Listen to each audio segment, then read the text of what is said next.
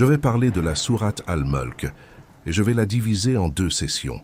Quand on parle d'une sourate, on peut adopter deux approches, soit avancer verset par verset, soit parler des thèmes dominants et de la structure, et de la manière dont cela s'inscrit dans la vertu globale de la sourate. Cette sourate est l'une des plus puissantes du Coran, en particulier en ce qui concerne la vie et la mort. C'est aussi l'une des premières sourates révélées, et elle a donc ce ton d'avertissement envers ceux qui rejettent le messager, sallallahu alayhi wa sallam, qui se détournent d'Allah, subhanahu wa ta'ala, et qui échouent à relier le monde, qui les entoure à l'au-delà qui les attend, parce qu'elle était si précieuse.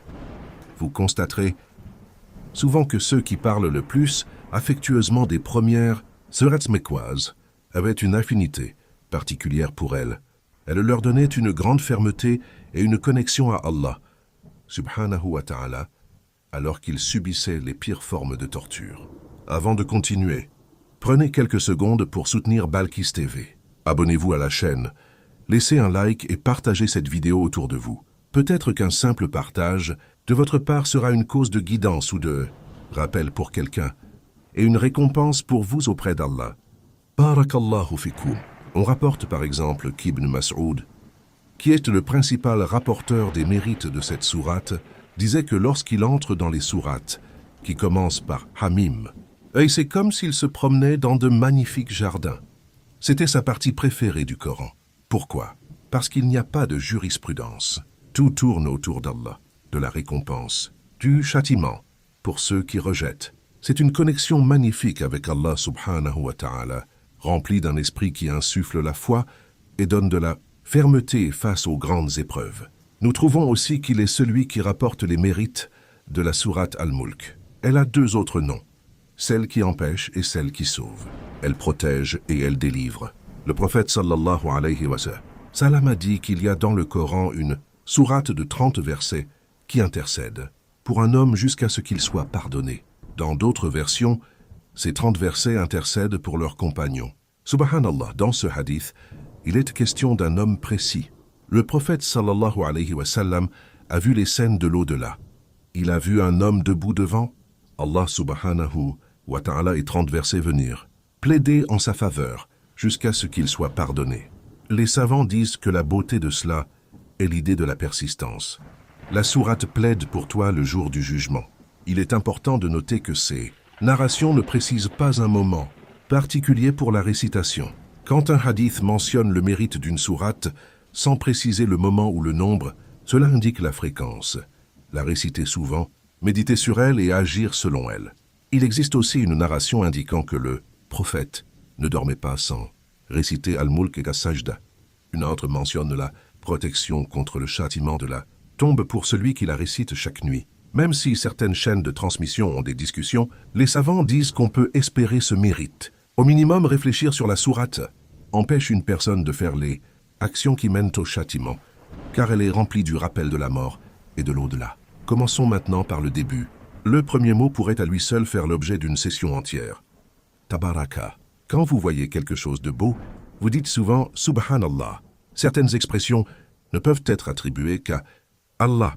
On peut louer quelqu'un, mais on ne peut pas attribuer la perfection absolue à autre qu'Allah.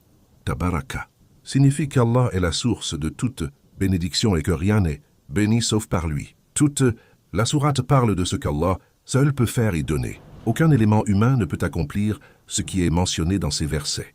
Allah dit « Béni soit celui dans la main de qui est la royauté. Tout appartient à Allah, ce qui est visible et invisible. Il a pouvoir sur toutes choses. Il est celui qui a créé la mort et la vie pour vous.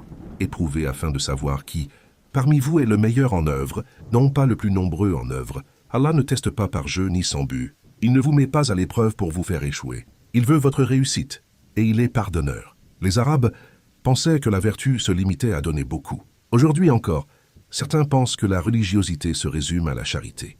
Mais le prophète a enseigné « Évite les interdits, et tu seras parmi les meilleurs adorateurs. » S'abstenir d'un seul acte douteux peut être meilleur que donner des sommes immenses. Ensuite, Allah parle des cieux en couches. Il invite à regarder le ciel encore et encore pour voir s'il y a une faille.